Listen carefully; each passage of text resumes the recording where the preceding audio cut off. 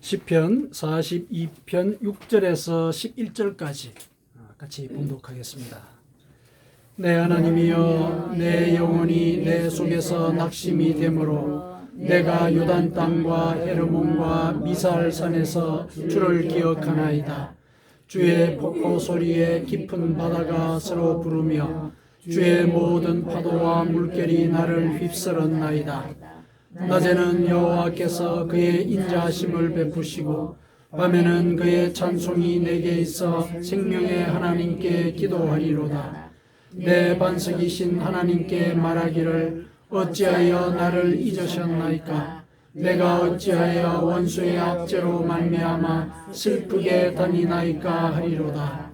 내 뼈를 찌르는 칼같이 내 대적이 나를 비방하여 늘 내게 말하기를 네 하나님이 어디 있느냐 하도다. 내 영혼아, 네가 어찌하여 낙심하며 어찌하여 내 속에서 불안해하는가? 너는 하나님께 소망을 두라. 너는 내가 나타나 도우심으로 말미암아 내 하나님을 여전히 찬송하리로다. 아멘. 이 새해가 지난 지 한 달이 되었습니다. 우리 민족들은 또 복이 많아가지고 새해를 우리 두 번 맞게 되죠. 두 번 맞게 되는 그것이 우리로 하여금 새해 가졌던 그런 결심들을 다시 한 번 더 다짐을 해볼 수 있는 그런 계기라고 우리가 받아들이면 좋겠습니다. 우리가 다들 새해가 되면은 새로운 기분과 또 새로운 계획들을 하지 않습니까? 그런데 딱 한 요쯤 되면은 한번 좀 돌아봐야 될 때가 온 거죠. 그래서 혹시 내가 그 계획들을 잊어버렸는지 아니면은 나 자신에게 실망을 하고 있는 건 아닌지, 왜냐하면은 시도했다가 잘 안 된다고 생각을 하고 그 계획들을 또 접어놨을 수도 있거든요.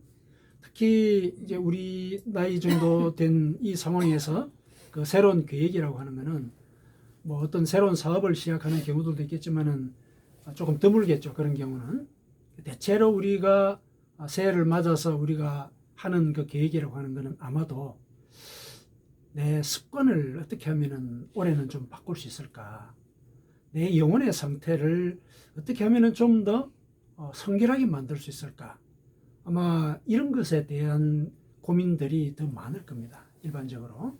왜냐하면은 여러 가지 계획들을 해오는 과정 속에서 뭐 계획을 우리가 성취하기도 하고 또 그것의 뭐 결과 때문에 혹은 또 울기도 하고 그랬지만은 실은 그것이 물리적인 하나의 현상일 따름이고 오래 가는 것은 내 속에 내가 나 자신을 어떻게 만들어 갔는가 그걸 우리가 발견하는가 그게 우리 삶에 있어서 제일 의미 있는 목표라는 거 그걸 이제 우리 정도 되면은 다 깨닫고 또 그렇게 살아야 되겠다 스스로에게 다짐하는 그런 시간들이 많죠. 일반적으로. 그래서 그런 차원에서 볼 때 내가 이런 습관을 하나 고쳤으면 좋겠다. 이런 생각의 뿌리는 좀 뽑았으면 좋겠다. 아마 이런 생각들을 하셨을 수가 있는데 이제 한 달이 지났죠. 한번 이제 돌아볼 때가 된 겁니다. 우리가 이런 계획들을 하고 또 실행을 하고 습관을 고치고자 할 때 제일 주의해야 될 거는 실망하는 거, 또 낙심하는 거. 실망하거나 낙심하게 되면은 여지가 없죠. 새롭게 뭔가를 시작해 볼 만한 여지가 없어지게 되는 것이거든요. 그래서 낙심을 하는 것, 이거는 우리가 경계를 해야 되겠다. 낙심하지 않을 때는 우리는 새롭게 시작할 수가 있거든요. 그런데 낙심하거나 절망하게 되면은 마치 우리 눈에 색안경이 끼워진 것처럼 모든 것들을 그 색깔로 보게 되어버리거든요. 안 된다. 이게 좀 더 진행이 되면은 이제 합리화하게 되죠. 세상은 이런 색깔이야. 내가 보는 그 색깔이 맞아. 이렇게 합리화를 하게 되죠. 그러면은 그 고쳐야 되는 그 습관이 점점 더 굳어지게 되고 고칠 수 있는 기회는 점점 더 늦어지게 되죠.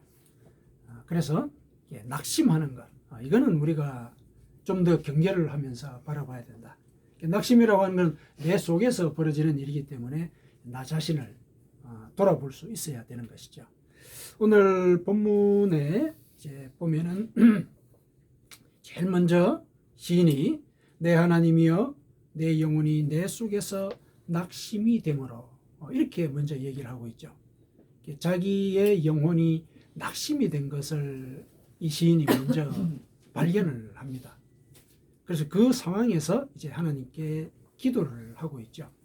오늘 시편은 물론 앞에 1절부터 5절까지가 있긴 하지만은 그 전체가 하나의 기도입니다. 하나님께 올리는 기도시요. 오늘은 이제 우리가 후반부를 보게 되는데 후반부도 그 나름대로 이제 독립된 하나의 이 기도라고 보시면 되겠습니다. 시인은 자신의 영혼이 낙심된 것을 발견을 하고 거기서 벗어나고 싶어 하지요. 지금 시인은 요단 땅에서 하나님을 기억하고 있습니다. 이 요단 땅에서 하나님을 바라보는 자신의 모습을 어떻게 형상화를 하느냐면은 우리 본문에는 헤르몬과 미살산에서 주를 기억하나이다 이렇게 얘기를 하고 있거든요. 마치 문장 자체로만 본다면은 요르단 땅과 헤르몬과 미살산에서 주를 본다 이렇게 그 장소가 그냥 순서대로 나열이 된 것 같은데 이 속에 들어있는 그 상황을 우리가 전제를 해볼 때 지금 이 시인은 요단 땅에 있습니다. 요단 땅이라고 하는 것은 요단강 건너편을 주로 얘기를 하거든요. 동쪽 편이에요. 그러니까 이스라엘 땅을 벗어나 있는 겁니다. 달리 얘기하면 추방 땅에 있는 상태입니다. 추방당한 그런 상태거든요. 자, 거기에서 하나님을 바라면서 하나님께 기도하는 거죠. 추방당에 있으니까 마음이 낙심이 된 것 우리가 이해를 할 수가 있습니다. 근데 거기서 바라보는 하나님이 헤르몬과 미살산에서 주를 기억하는 것 같다 이렇게 얘기를 합니다. 여기 이제 헤르몬과 미살산은 크기가 엄청나게 차이가 나는 산입니다. 그러니까 미살산은 본문에 보면 동산이라고 이렇게 되어 있습니다. 동산. 헤르몬은 무려 해발 2814m의 아주 높은 산입니다. 험산 줄령이죠. 그러니까 헤르몬과 미살산에서 주를 기억한다 이 얘기는 미살산에서 헤르몬산을 바라보듯이 하나님을 지금 이 요단 땅에서 바라보고 있습니다. 이렇게 얘기하는 거죠. 그러니까 미살산이라고 하는 것은 지금 현재 자기가 요단 땅으로 쫓겨나가지고 왜소한 존재가 되어버린 거죠. 그 왜소한 이 상태에서 위대하신 하나님을 바라봅니다. 마치 미살산에서 헤르몬산을 바라보는 것과 같이 내가 하나님을 바라봅니다. 그런 하나님을 제가 기억합니다. 이런 얘기죠.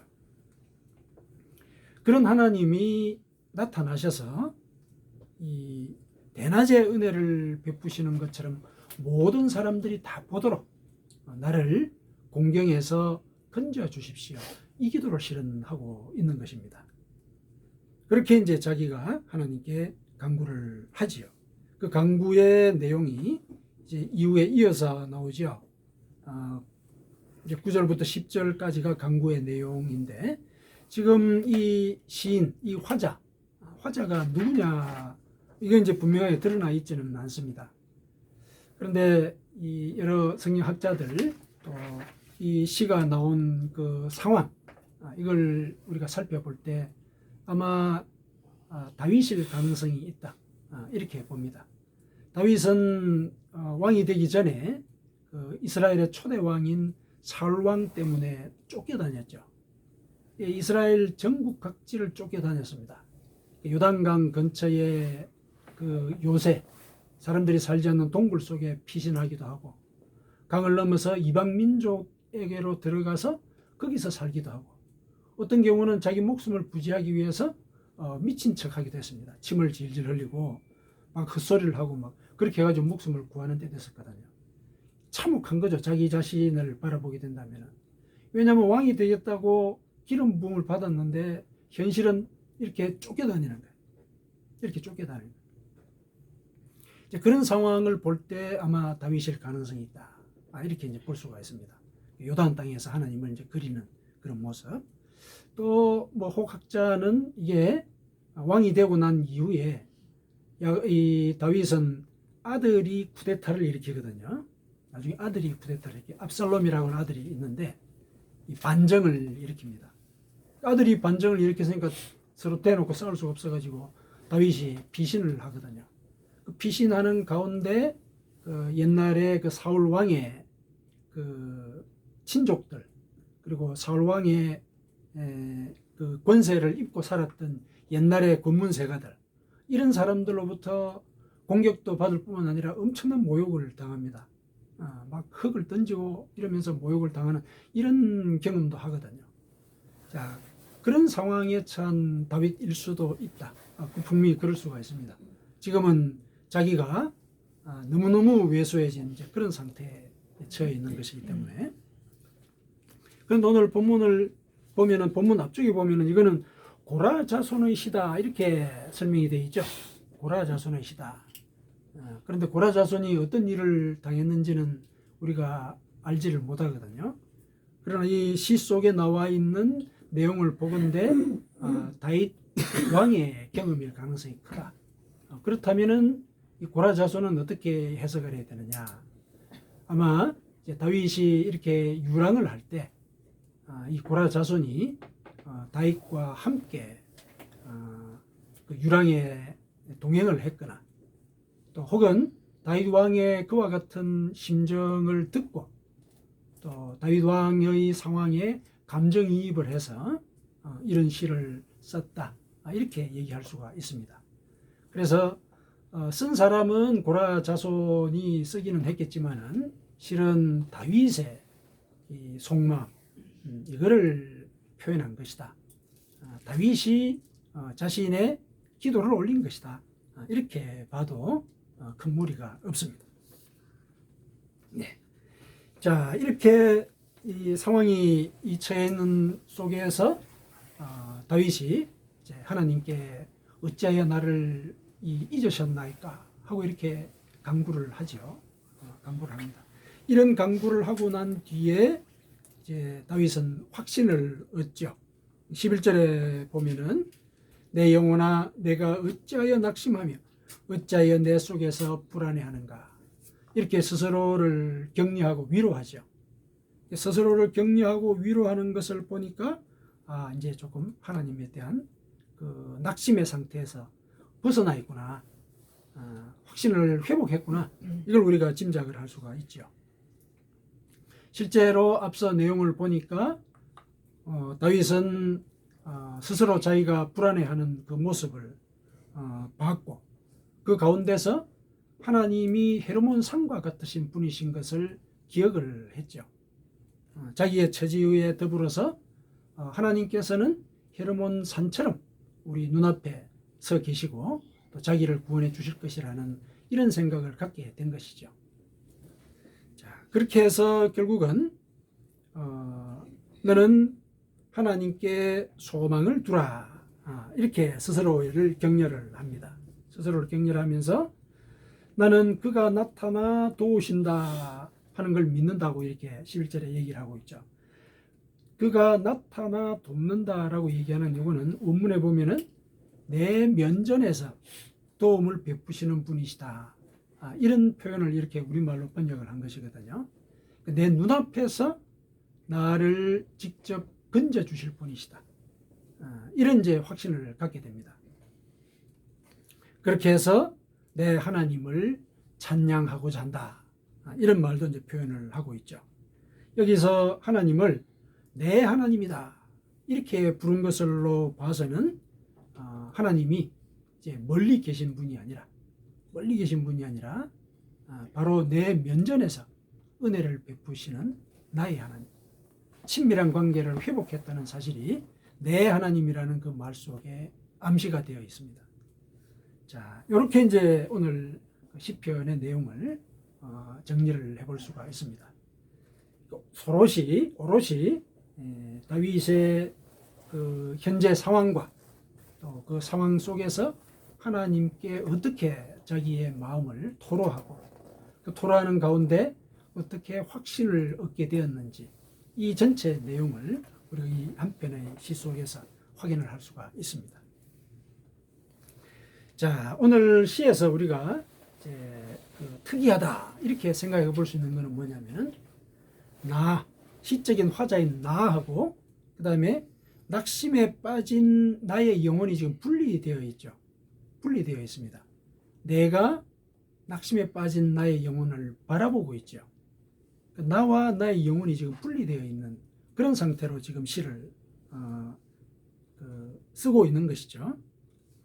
이렇게 시의 내용을 다시 보면은 먼저 내가 낙심한 영혼을 목격하고 그 뒤에 내가 하나님께 간구하고 그 다음에 내 영혼을 격려하는 이런 순서로 지금 구성이 되어 있죠. 그러니까 두 개가 지금 분리가 되어 있습니다. 분리가 되어 있고 결국 내가 나의 영혼을 격려하는 이런 방식으로 시가 지금 구성이 되어 있죠.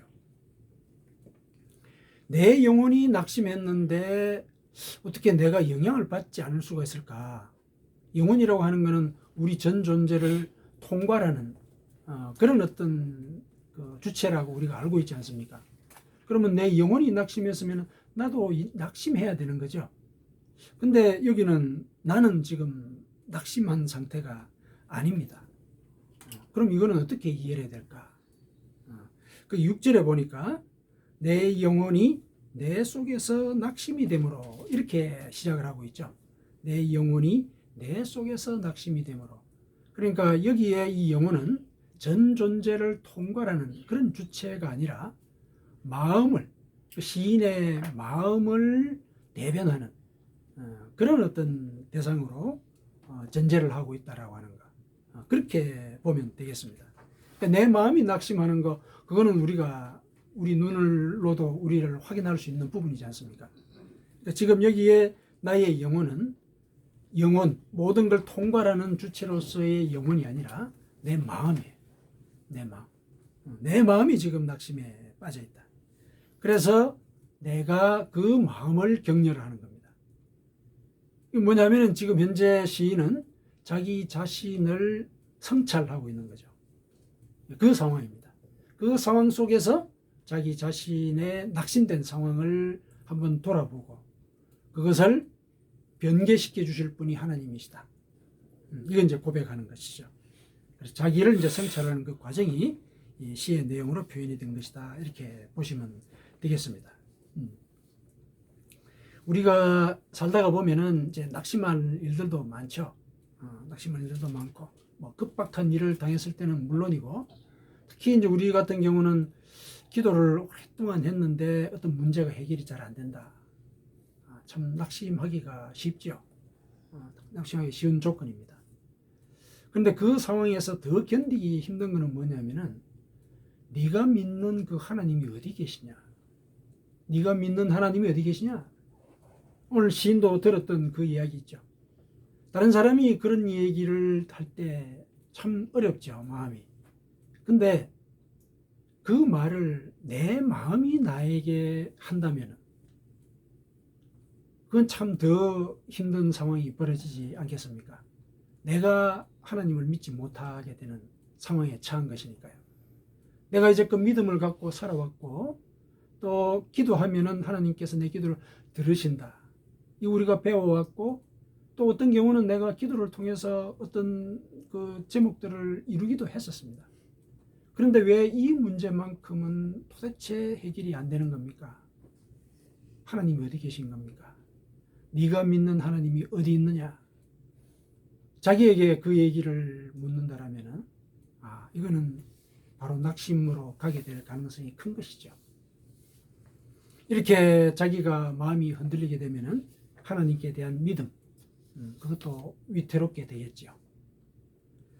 이런 상황들이 우리 삶 속에 벌어지지요. 벌어집니다. 왜 그런 일이 없겠습니까? 믿음이 참 좋은 사람들도 그런 힘든 순간들을 고백하는 경우들이 많이 있거든요. 그런 일들이 벌어집니다. 그러나 하나님은 그 상황 속이라 하더라도 우리의 마음을 지키시기를 원하십니다. 잠언에 이런 말씀이 있습니다. 모든 지킬 만한 것 중에 더욱 네 마음을 지켜라. 생명의 근원이 이에서 남이니라. 잠언 4장 23절입니다. 마음을 지키지 못하면 생명의 근원을 잃게 된다. 이렇게 일러주시는 것이죠. 우리가 일상을 살아가면서 낙심할 일들이 분명히 있다. 분명히 있다. 하나님에 대한 마음조차 흔들리는 그런 순간들이 있다. 그러나 그때 마음을 지켜라. 마음을 지켜라. 그래야 생명의 근원을 네가 지키게 되는 것이다. 이렇게 얘기를 해주고 있습니다. 그러니까 이 시편에 나오는 나는 낙심에 빠지지 말아야 한다라는 그런 자의식을 대변한 것. 낙심이 찾아올 때 그것을 극복하려는 의지, 이게 인격화된 것이라고 보시면 됩니다. 자, 그러면은 이제 오늘 이 시인이 이 시를 통해서 우리에게 일러주고자 하는 말, 이제 그걸 한번 이제 살펴봐야 되겠죠. 어떻게 하면은 마음을 지킬 수가 있는가?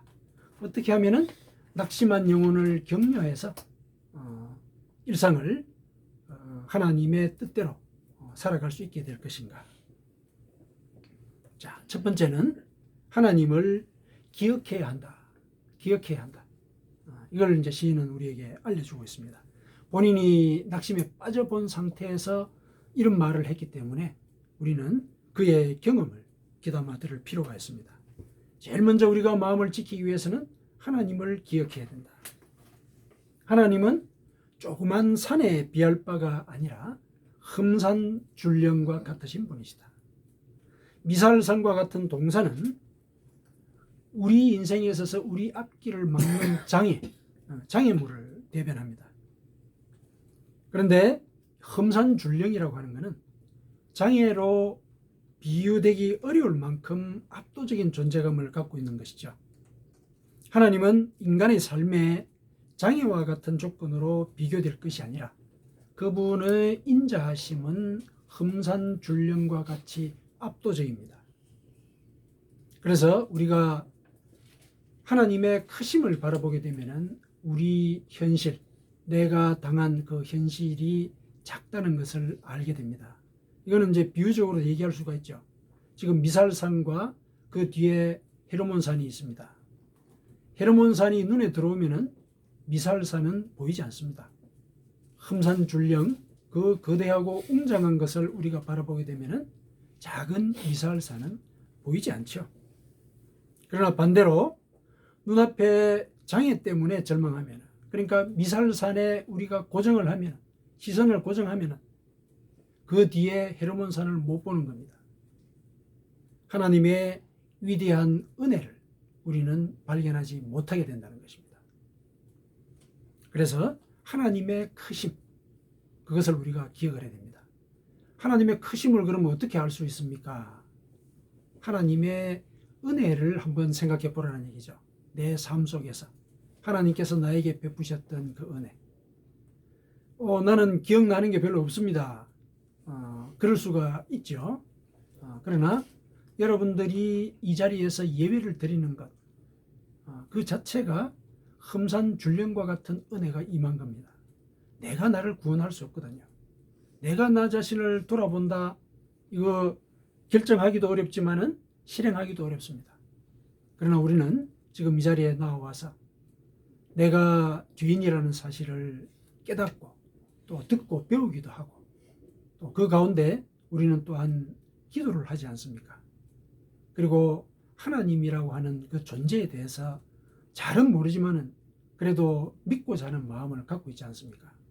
엄청난 은혜입니다. 이것이 가장 큰 은혜라는 사실을 고백할 수 있을 때 우리는 믿음을 가진 자로서 스스로를 인정할 수 있게 되는 것입니다. 물론 실생활을 살면서도 많은 은혜를 우리가 받습니다. 곰곰이 생각해 보면은 내가 할 수 없었던 일들이 해결됐던 것, 그게 과연 하나라도 없었던가? 그러지는 않죠. 은혜라고 하는 것은 내가 할 수 없는 일들, 그것이 해결됐을 때 우리가 은혜를 생각하게 되죠. 그리고 그때 그 은혜는 내가 할 수 없는 일이 해결이 된 것이기 때문에 헤르몬상과 같은 거예요. 헤르몬상과 같은 그런 일이 나한테 벌어진 것이거든요. 헤르몬상을 제가 어떻게 하겠습니까?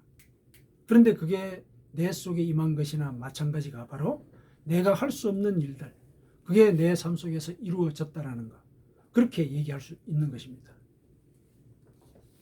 그리고 또 한 가지 더, 하나님의 은혜가 이렇게 헤르몬산과 같다, 흠산줄령과 같다, 그렇게 위대하다, 이렇게 생각을 하실 때 한 가지 더 생각할 거는 뭐냐면은 흠산줄령이라고 하는 것이 하루아침에 없어지지 않는다. 그 산은 그 자리에 계속해 있다. 하나님도 그러하시다는 겁니다. 우리 인생 속에서 한번 은혜를 베푸신 것으로서 끝을 내시는 분이 아니시다. 큰 산이 그 자리에 계속 있듯이 한번 은혜를 베푸신 하나님은 내 삶 속에서 계속해서 은혜를 베푸십니다. 계속해서 베푸십니다. 이것은 성경의 여러 믿음의 선조들이 고백하고 있는 내용입니다. 우리가 읽은 이 시편, 이 시편에만도 이 고백이, 똑같은 이 고백이 5번이나 더 나옵니다. 뭐냐면은 시편 118편 1절에 여호와께 감사하라. 그는 선하시며 그의 인자하심이 영원하미로다. 인자하심이 영원하시다. 헤르몬 산과 같이 그 자리에 계속 버티고 있는 그런 모습, 이것이 하나님의 은혜다. 하나님은 우리에게 은혜를 계속 베풀어 주시는 그런 분이시다. 그래서 이 사실을 우리가 기억해야 된다는 것입니다. 이 사실을. 그랬을 때 나는 낙심한 내 영혼을 격려할 수 있게 됩니다. 자, 두 번째, 하나님께 간구해야 됩니다. 하나님께 간구해야 됩니다. 시인은 9절에 보니까 어찌하여 나를 잊으셨나이까, 이렇게 토로했습니다. 자기가 지금 처한 그 상황, 유랑을 하게 되는 이 상황, 떠도는 이 상황, 이거를 하나님께 솔직하게 밝힌 것이죠. 성경에서는 자기가 처한 그 상황을 하나님께 솔직하게 알려라. 알리지 않으면은 오히려 그게 너에게 재앙이 될 것이다, 이렇게 얘기를 합니다. 오히려 속에 있는 말 하나님께 알리지 않으면은 그게 사실은 너한테 재앙이 된다. 아니, 그게 무슨 말씀입니까? 시편 32편 3절 4절에 보니까 이렇게 되어 있습니다. 오늘 시편 앞쪽에 나와서 한번 보시죠. 시편 32편 3절 4절에 내가 입을 열지 아니할 때에 종일 신음함으로 내 뼈가 쇠하였도다. 주의 손이 주야로 나를 누르시오니 내 진액이 빠져서 여름 가뭄에 마름같이 되었나이다. 내 속에 응어리진 아픔, 상처, 죄, 죄책감, 모든 것들이죠. 이거를 내가 하나님께 입을 열어서 말을 하지 아니하였더니 나는 속으로 신음을 하고 있는 그런 상태다. 이렇게 신음을 했더니 내 뼈가 삭더라. 내 뼈가 삭더라. 이거는 하나님의 손이 나를 누르는 것과 같았다. 빠져나올 수 없는 것이죠.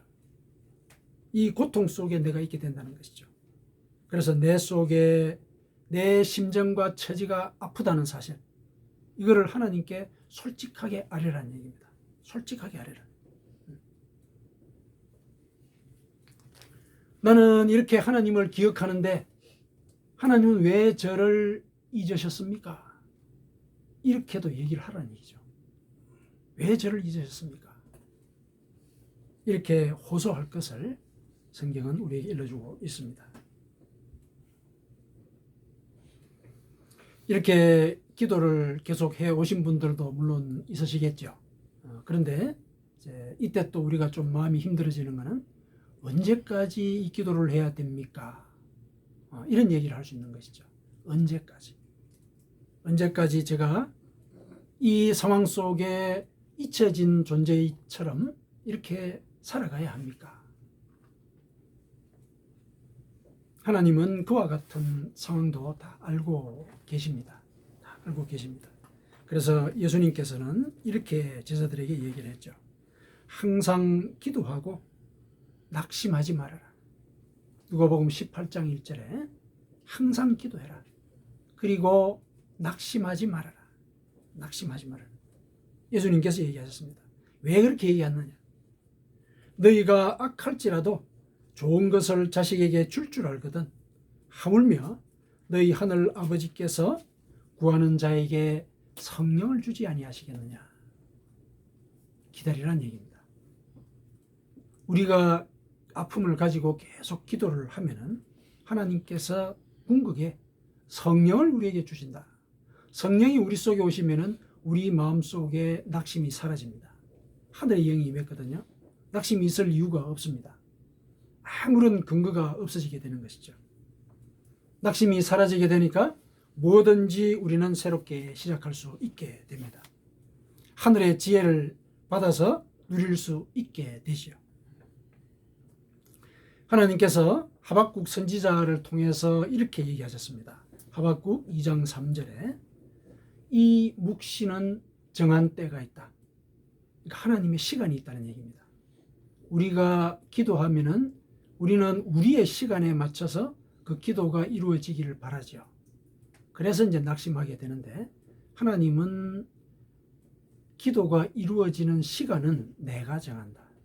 왜냐하면 우리를 잘 아시기 때문에, 우리보다도 우리를 잘 아시기 때문에 그렇게 정하신 그 시간을 우리는 전적으로 신뢰해야 되는 것입니다. 그래서 기다리라 이 말씀을 하시는 것이죠. 전적으로 내가 너를 맡아서 너를 새롭게 할 것이다.